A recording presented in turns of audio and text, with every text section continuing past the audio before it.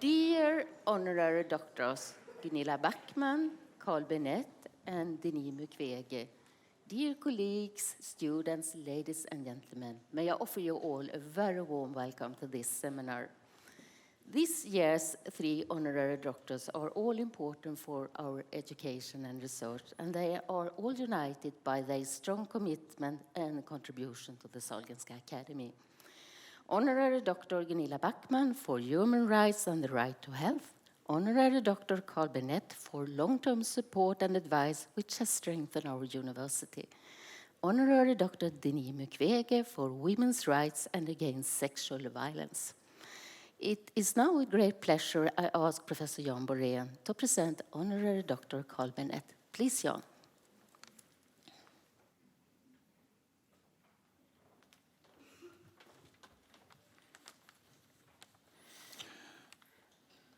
Dear Nobel laureate, dear honorary doctors, dear faculty members and friends.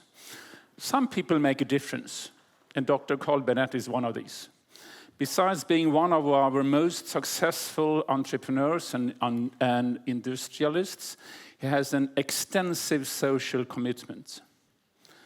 Dr. Bennet has been a strong advocate for education and research. As he has expressed in an interview, the major inventions have one thing in common. They have emerged from leading-edge science and research. He also stated that teachers should be able to spend their time teaching and not be bogged down with administration, and their salaries should be raised by 50%. I would like to emphasize that many of their faculty members are teachers. He has also made his position that the government's research budget should be doubled over 2 terms of office very clear. From 2007 to 2013, Dr. Bennet served as chairman of the University of Gothenburg. During these years, he showed, through very strong leadership and clear objectives, how the university can aim higher and become more successful. The Institute of Medicine and Odontology jointly nominated Dr. Carl Bennet for his strong commitment to social issues, to research and education in particular, and his extensive and long-term contributions to the development of the University of Gothenburg. Thank you.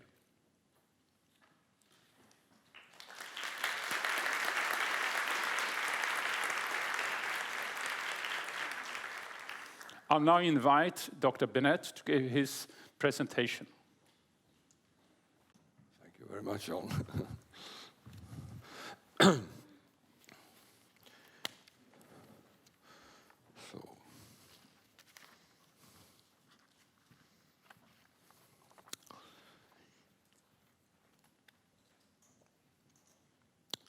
Nobel laureate, honored participants, ladies and gentlemen. For me, who has studied at the University of Gothenburg, who is running one of the world-leading medtech companies based here in West Sweden, and have been active in that for over 30 years. And in addition, I have had the honor to be the chairman of the board of University of Gothenburg, one of the most popular universities, or the most popular university in Sweden among students. Naturally, I feel pride and joy, and I'm very moved at being conferred with an honorary doctorate at the Sahlgrenska Academy today. It is a particular honor to receive this award in the distinguished company with Dr. Gunilla Backman, Senior Advisor within Healthcare to SIDA, and the Nobel Prize laureate, medical doctor Denis Mukwege from Congo, a doctor who has cared for and healed over 50,000 women who suffered sexual abuse and humiliation in the darkness of war. This is a humanitarian contribution and kind of courage far beyond what we can imagine. The doctorates being conferred today prove without any doubt that Sweden is part of the world. We belong together and we all have a role to play. The Swedish model's values is a combination with our research, technical knowledge, and with that we can make the world better. SIDA has contributed to building the Panzi Hospital, where Dr. Mukwege provides surgical and gynecological procedures for the most vulnerable and hardest hit victims. I have personally experienced and seen the enormous human needs in Africa and the third world, both working there and as a leader of Getinge, a medtech company that provides education as well as equipment for infection control and operating rooms for childbirth in villages where the brutal methods of medicine men have prevailed. What then can we as a welfare state do to help more? Ask the Deputy General Secretary of the United Nations and Honorary Doctor of University of Gothenburg, Mr. Jan Eliasson, and he would answer, providing easy access to clean water should be our first concern. In the third world, it's a key equality, health and environmental issue. Sweden, with all our engineering skills, research and industrial knowledge, ought to help more to solve this problem through our many various aid programs. US researchers have classed Sweden as the world's most innovative, knowledgeable environment. Let me give you an example from the life science sector, where my companies, Getinge, Arjo and Leafco, are working. There are 1,500 companies with close to 50,000 employees in this sector in Sweden. There are a number of Swedish strengths that we can continue to build on. Let me say some of them. Our quality register. Sweden has long kept the best quality register to monitor healthcare results in the world. Medical imaging science and biological markers has made it possible to evaluate where and how a new treatment works in the human body. Producing medicine. Sweden also has a strong position in manufacturing pharmaceuticals. Many countries and regions are trying to attract pharmaceutical production, especially the new wave of the next generation medical therapies based on cell and gene therapy. Of course, clinical research supporting through cooperation between society, researchers, hospitals and companies are crucial, needed, and they are also the key. This was the model that underpinned Nobel Prize laureate Arvid Carlsson's findings when he, at Old Hässle, began his research on Losec and later Prozac, which are one of the most prescribed medicines in the world. Similarly, in other places, the interplay has been crucial to the development of the heart-lung machines, ventilators, Brånemark dental implant, the Gamma knife, and Volvo's rear-facing car seat. All of these are successful Swedish medtech solutions that improve lives for adults and children. We are one of the countries in the world that invest the most in industrial R&D. This is good, but as we heard, still not enough. We need to reach a critical mass within a number of areas. Sweden have to increase investing in basic research from 1% of GDP to 2%. Many other countries are already on the way. And we have to do that if we are going to achieve the dreams and demands of Greta Thunberg's generation for the future with opportunities, a clean environment, growth and welfare. We are well aware of that the challenges are huge, both internationally and here at home. We have to take on emission goals, environmental threats in reality. I have seen the ice melting in Antarctica, and this climate threat cannot be negotiated. It has to be solved. We also have to live up to the international expectations of Sweden and manage an aid and grant policy that safeguards, as Dr. Mukwege, work among the most fragile of fragile. Leading a company with 29,000 employees in 47 countries is seldom applauded, not in a broken world full of capricious leaders. But on a day like this, where I, together with Dr. Gunilla Backman and Dr. Mukwege, am being conferred with an honorary doctorate by the Sahlgrenska Academy. It seems to me that the Swedish model's values we have made some significant steps. I am honored, and I take this challenge to work further for a better world. We can achieve results if we put our minds to it. We will never be better than the environment we create ourselves. Thank you very much.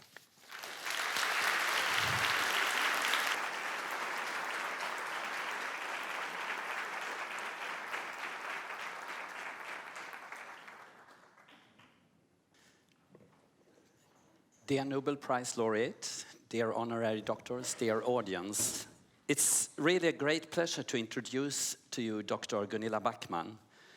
I met Gunilla Backman the first time some 12 or 13 years ago when she was a senior research officer in the team around the first UN Special Rapporteur on the right to health, Professor Paul Hunt.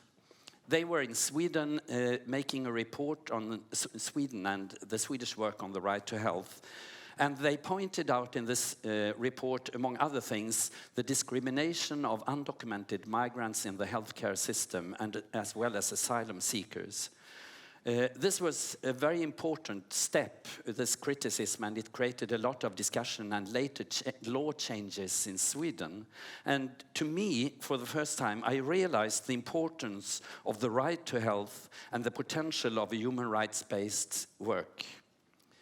Unique with Gunilla at that time was her double background, both in health and in human rights. Later, she was invited to Gothenburg and the Nordic School of Public Health by Göran Bonniers and me when promoting the conclusions from the Right to Health Lancet Commission in December 2008. Since then, after that time, she joined the London School of Health and Tropical Medicine and the group there working with Right to Health, and she made a PhD elucidating the evidence about the connection between a human rights-based work and health workers in a case study from Nepal. Since 2009, Gunilla has worked as a health system advisor at SIDA, and since 2015 as a senior health advisor to Asia and MENA at SIDA. Over the years, she has been working with WHO, UNDP, IOM, MSF, and UNFPA. She has served globally in a number of conflict, post-conflict, and development countries. But at the same time, she has also done a very important and essential work, for example, at Angered Hospital, introducing human rights as a tool both for the strategical planning there and the everyday work, health work at the hospital, which is ongoing. And she has also been very important here at Sahlgrenska Academy for the education in human rights for all students at the university, and not least for the medical students. And importantly, she has also, at the same time, taken her time to do highly appreciated lecturing at the School of Public Health here in Gothenburg. So Dr. Backman has a deep scientific skills. She has a global commitment and a commitment to foster new generations of students. And all these qualities led to the nomination to become an honorary doctor at the University of Gothenburg.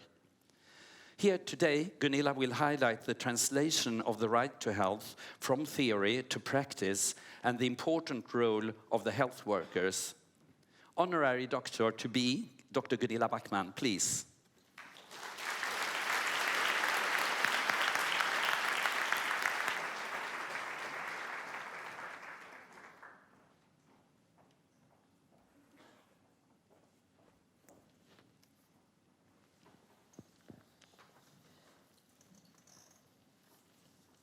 I would like to thank honorary lords and participants, and I would like to thank you very much for awarding me with this honorary doctorate. It's very humbling in itself, but also to receive it together with two such extraordinary people, Dr. Bennet and Dr. Mukwege. I'm very happy that Sahlgrenska Academy, Gothenburg University, brings attention to the importance of human rights, particularly now, a time when the human rights space is shrinking, nationally and globally.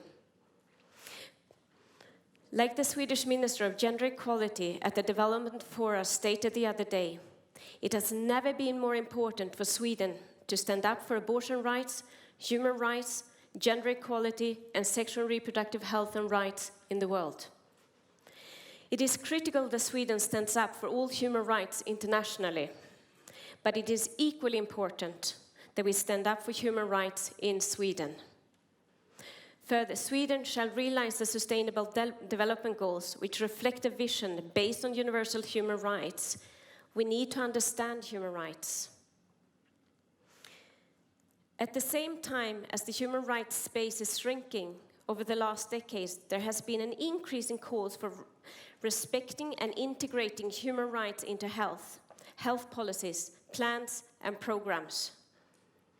The convergence of, for example, mental health and the right to health has implications for health workers, as they are key in translation of policies and programs-related decisions into practice. Findings from my research indicate that integrating a right-based approach can advance health. However, more research is required. It also highlights the importance of evolving health workers.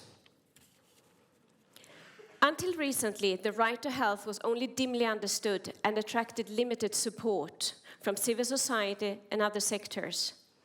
However, in the 1990s, the world experienced the HIV pandemic, where Dr. Jonathan Mann, director of the WHO Global Program for AIDS, started to highlight the need for health and human rights to work together in order to realize the health targets and goals. In year 2000, an authoritative understanding of the right to health emerged when the UN Committee on Economic, Social and Cultural Rights, working in close collaboration with WHO and many others, drafted and adopted General Comment number 14. Although neither complete, perfect, nor binding, it is compelling and groundbreaking and very practical. Trust me, I've used it myself. It was also very influenced by Alma Ata on General Comment 14. It is explicit and it is clear. I will try to demonstrate with few examples the practical aspects of the right to health and show what implications it can have when the human rights, the right to health, has been left out and or ignored. Historically, doctors have had instrumental roles to play in realization of policies and of politics. For example, forced sterilization of certain groups such as the indigenous populations in Peru, and the medical experience in Sweden on people, including children of disabilities. These were not evil people, but the doctors might not have questioned the initial intention of these policies, their role, and then the consequence of their actions. The health sector around the world, including Sweden, face scarce resources and need to prioritize. Who should be treated? How can you prioritize without discriminating? Clear and transparent guidelines need to be in place based on scientific evidence. It can seem very obvious, but it is unfortunately not the case everywhere. Do we all know, for example, what rights and obligations we have in respect to undocumented migrants? Recently, a case in Kenya came to the attention of the court. The hospital had no guidelines. The woman arrived, a poor woman, to give birth. She gave birth in the bathroom. But she was abused afterwards because she had dirtied down the bathroom. It was her fault. She was lucky. A patient filmed the incident and shared it with the media. The news broadcasted it, civil society got involved, and so forth.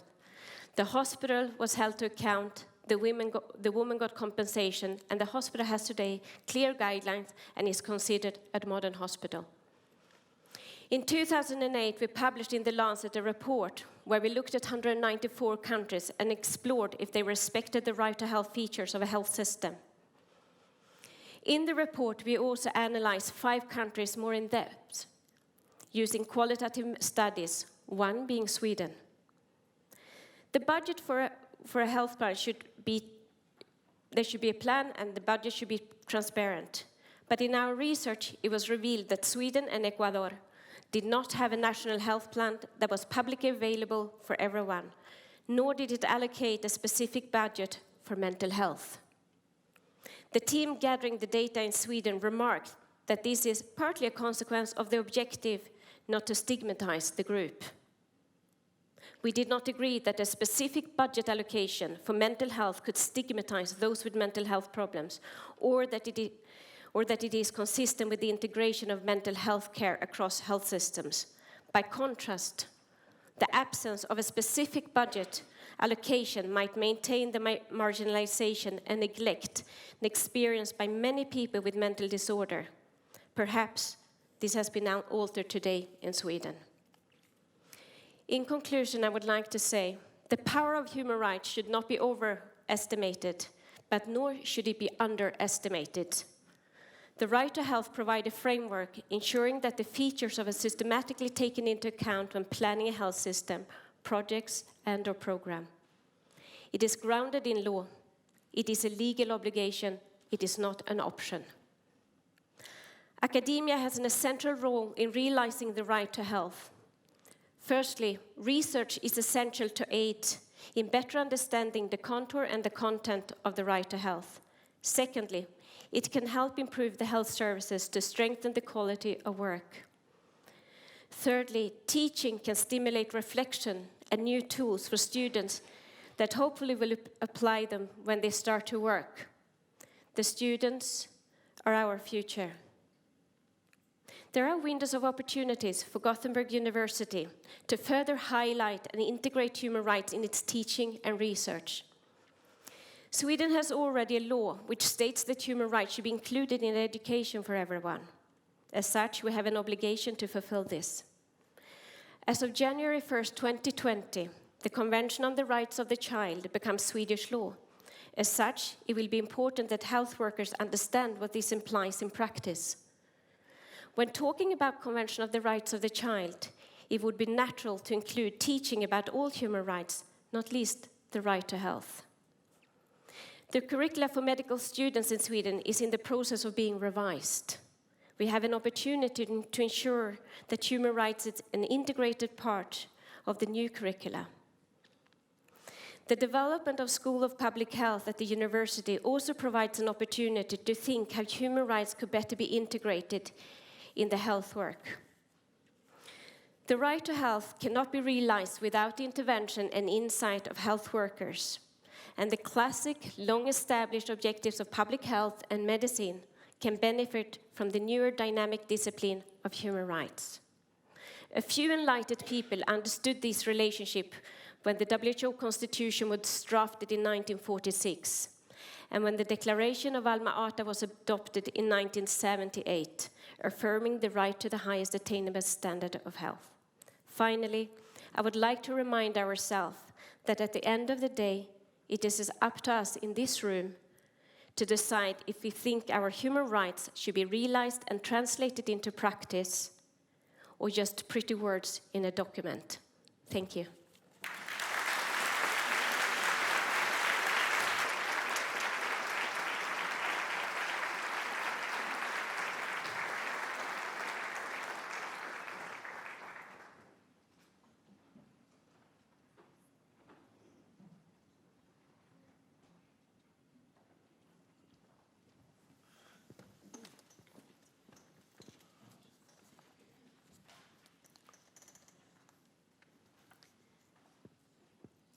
Dear honorary doctors, dear audience, it's an honor for me to present Dr. Gynecologist Professor Denis Mukwege.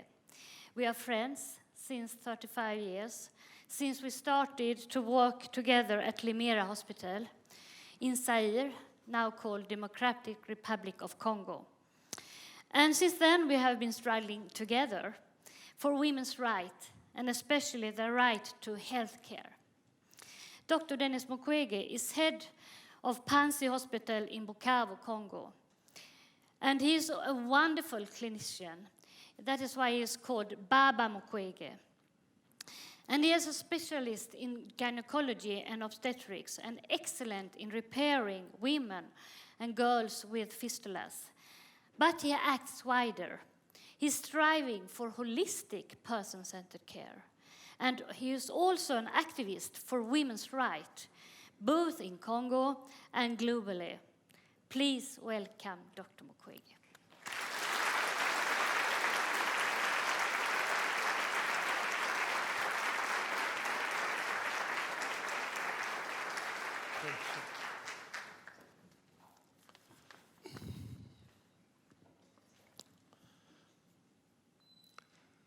Distinguished Dean of Sahlgrenska Academy, professors and academic personnel, distinguished guests, students, ladies and gentlemen. It's a great honor for me to receive an honorary doctorate from the Gothenburg University, Sweden. In this country so committed to and advanced in promoting women's rights.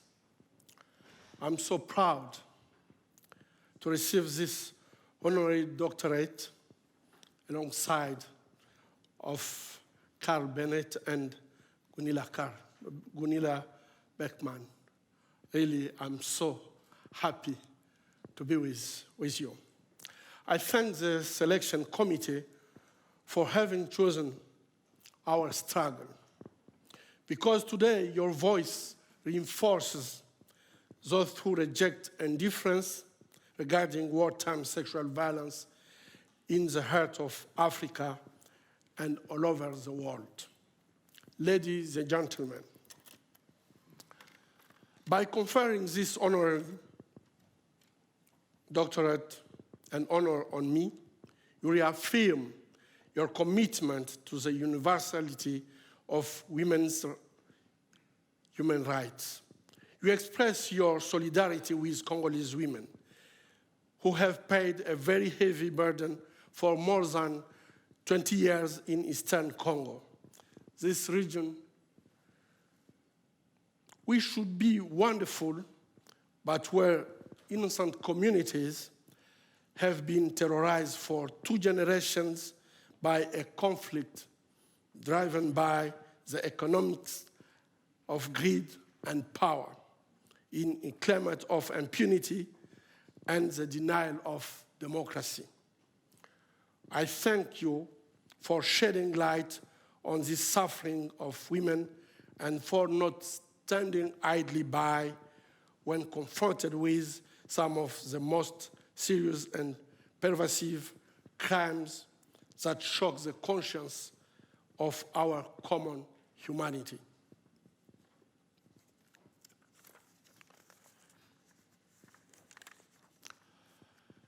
These crimes include the burial of women alive, sexual slavery, and gang and public rape committed with acts of torture and other degrading treatment, inflicting immense suffering on the body and minds of innocent women and girls, sometimes even babies. Since 2010, no one can claim in good faith that they don't know what is happening. These mass atrocities have been widely researched and investigated by the experts of the United Nations, who documented and listed in their mapping report 617 serious violations of human rights and international humanitarian law, including crimes of sexual violence committed within the territory of the Democratic Republic of Congo between March 1993 and June 2003, and whose recommendations have unfortunately never been implemented. The names of victims are in the report. The location where these 617 crimes were committed are in the report. But the names of perpetrators are locked in a secret, classified annex to the report. In this case, where is justice? I call on Sweden to push for the United Nations to finally make public all the names of the alleged perpetrators named in the report. Many of these perpetrators continue to hold positions of power and to commit human rights abuses today. We will not have peace and stability in the Democratic Republic of Congo without justice. We cannot have justice without the full truth about our troubled past. The names of perpetrators must be made public, and they need to be held accountable for their crimes. Here are some cold facts about my country since 1996 that cannot remain unanswered. 6 million people died unnecessarily. 4 million people are displaced today. Tens of thousands of babies, girls, and women, and yes, boys and men, have been violently raped.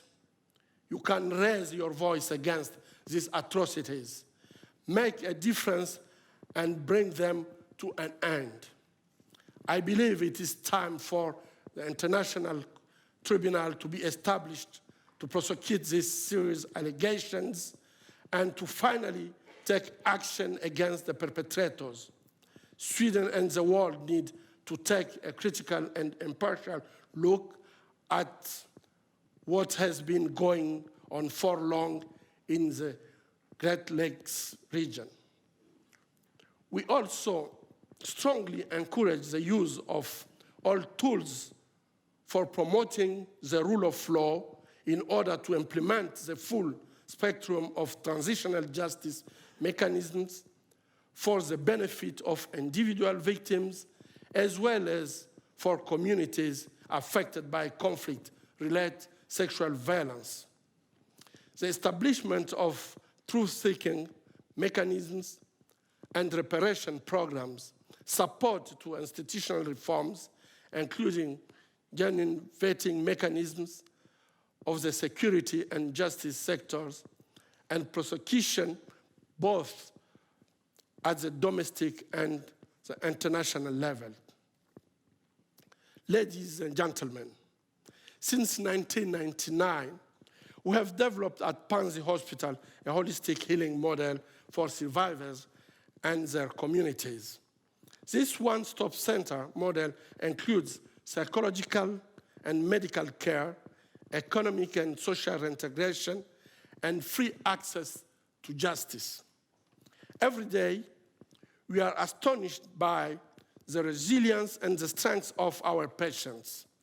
The holistic program allows victims to recover first medically, then psychologically, and afterward, they acquire new skills to reintegrate back into their communities as members who can earn their own way and provide value that is of benefit for the entire community.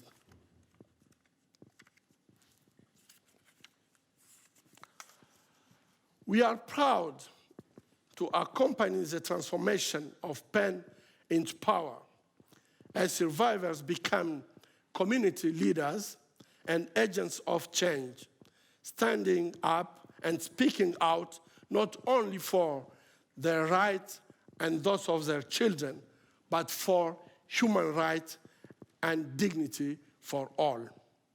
But this is not enough. We must prevent violence from occurring.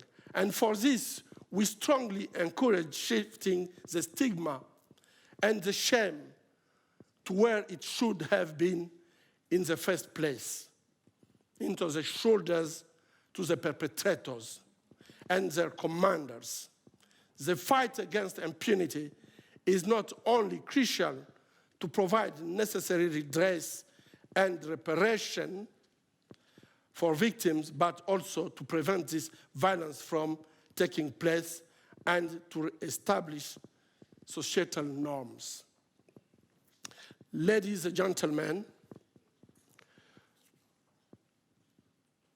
for more than a century, women around the world have been at the forefront of fighting against sexual violence and toward full gender equality. Swedish women have showed courageous leadership in this regard, and allow me to express here my admiration for their contribution to the advancement of your society.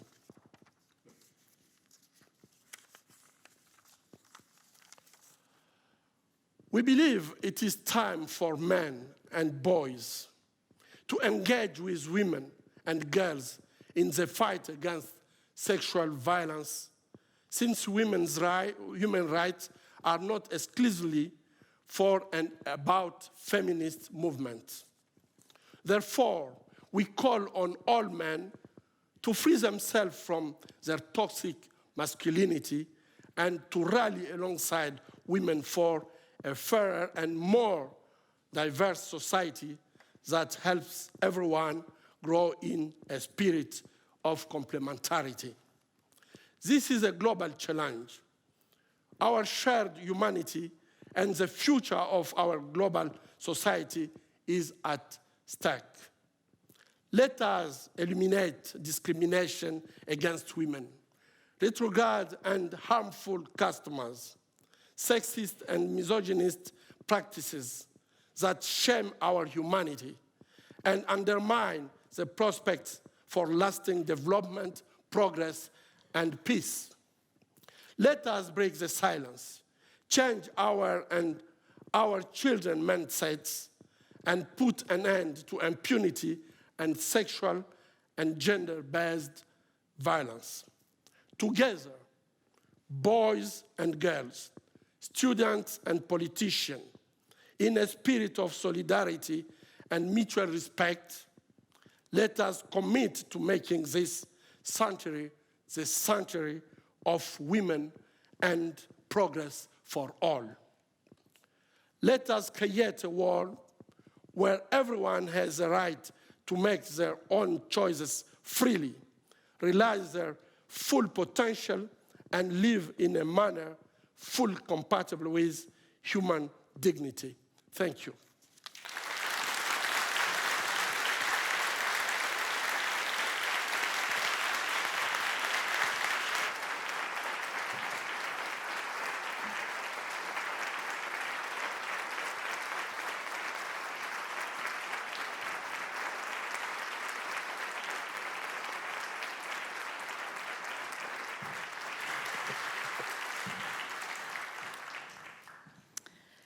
We would like to thank this year's honorary doctors, not only for all efforts for the benefit of Sahlgrenska Academy, but also for a strong social commitment. It is a great honor for our faculty to appoint them as honorary doctors, and it is also a way to continue a good and close collaboration. Thank you.